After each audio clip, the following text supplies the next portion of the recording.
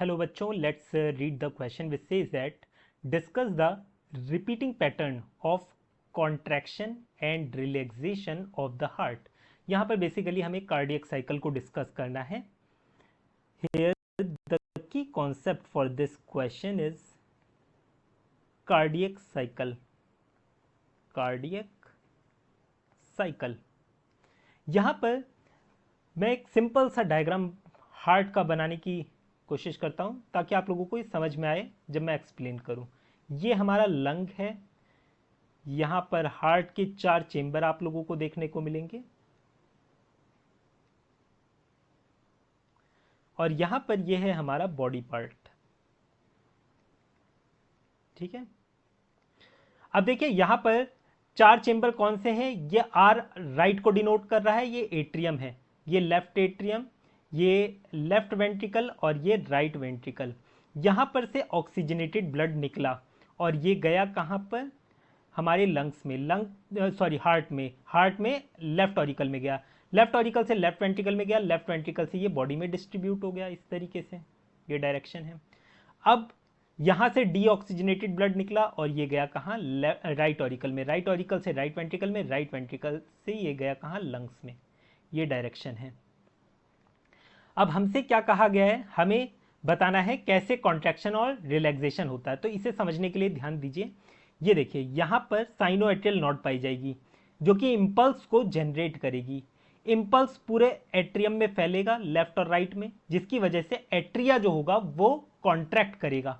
Contraction को हम systole भी कहते हैं, ये वर्ड ध्यान रखना, सिस्टोल।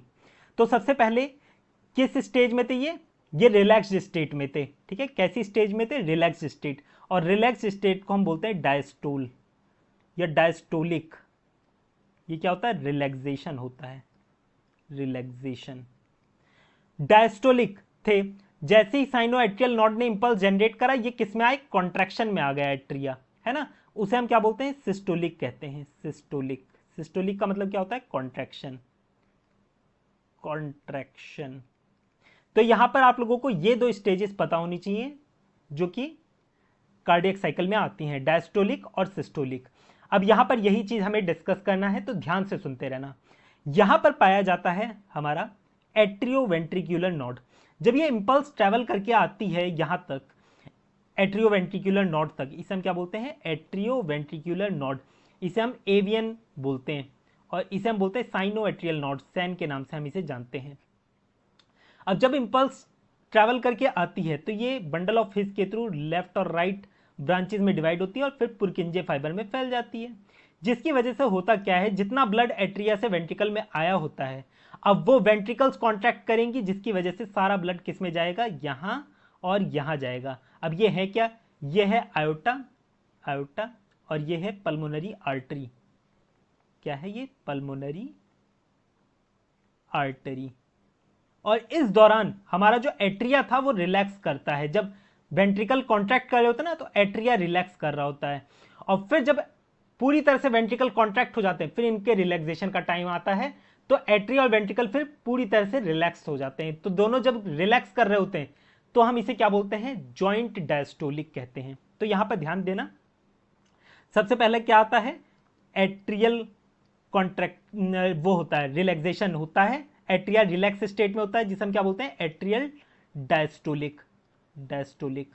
और वेंट्रिकल्स भी उस समय किस में रहते हैं, डायस्टोलिक स्टेज में ही रहते हैं। इसका मतलब वेंट्रिकल्स भी उस समय क्या रहते हैं, वेंट्रिक्यूलर डायस्टोलिक स्टेज में रहते हैं, डायस्टोलिक स्टेज में रहते हैं। जब रिलैक्स स्टेट में रहते हैं तब साइनोएट्रियल नॉड क्या करती है, इंपल्स जनरेट करती है, जिसकी वजह से एट्रिया सबसे पहले कॉन्ट्रैक्ट करते हैं। तो हमने क्या देखा, एट्रियल सिस्टोल देखा, सिस्टोल।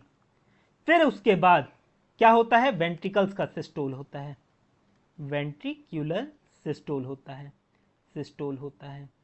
और फिर इनका रिलैक्सेशन होता है। अगेन यही स्टेज फिर दोबारा से रिपीट हो जाएगी, ये स्टेज फिर दोबारा रिपीट होगी, यहां ये रिपीट हो रही है, रिपीट। तो इस तरीके से ये रिपीट होती रहती है, यही चीज हमें डिस्कस करनी थी। I hope you understood it.